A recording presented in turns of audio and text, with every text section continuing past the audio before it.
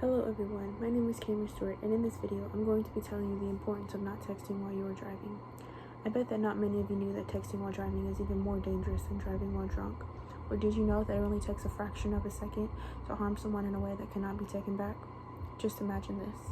You are a young scientist living in New Jersey who is trying to get pregnant, so you decide to get some fresh air away from your laboratory's harsh smelling fumes, and all of a sudden a black Mercedes-Benz pulls up behind you and ends your life. Or better yet, imagine being the driver. You're a 50-year-old chief executive of a nonprofit organization, and you look down for just a second to send a simple Cuban, American, or Mexican, pick one, text to your husband, and you are now facing up to 10 years in prison and a vehicular homicide charge.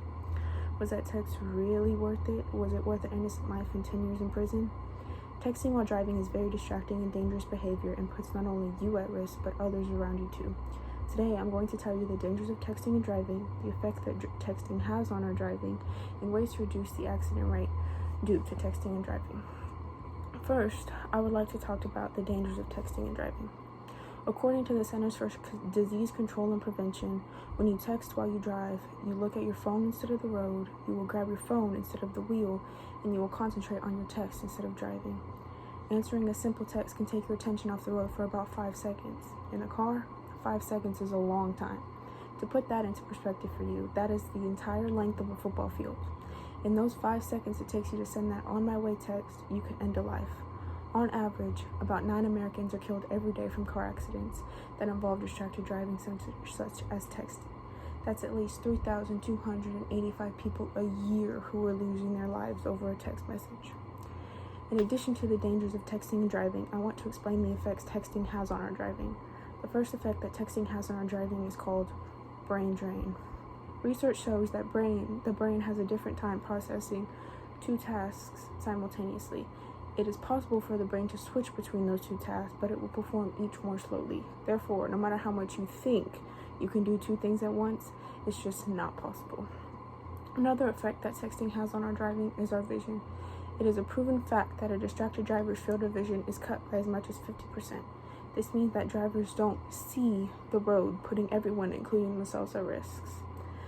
The last effort that I think is the most important is our response time and the ability for a driver to stay in the same lane at a constant speed.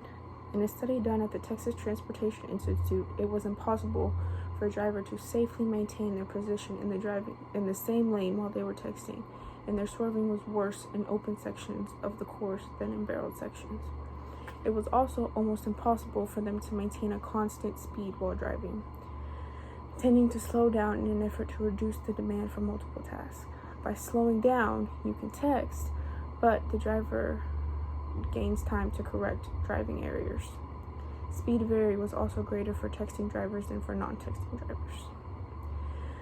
Finally, and I think this is the most difficult part I'm going to be talking about, is ways to reduce the accident rate, because this is very hard for even me to get across and get through my head.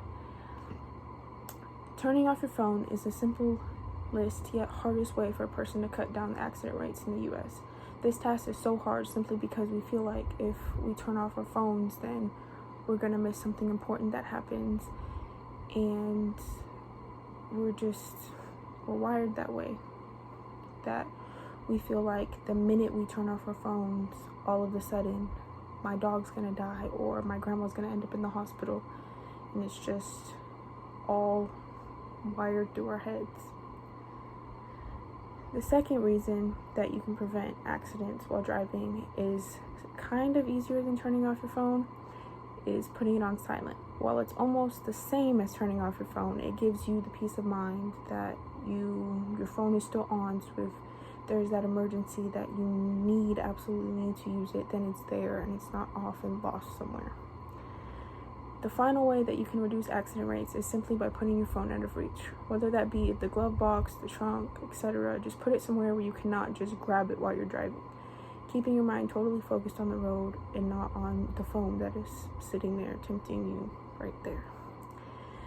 In conclusion, texting while driving is very distracting and dangerous behavior and puts not only you at risk, but the others around you too. Always remember the dangers of texting and driving, the effect texting has on your driving, and ways to reduce the accident rate due to texting and driving. As Rachel Diet once said, the text says, "See you soon," but what if you never do? Are you really willing to risk your life and the lives of others over a silly text?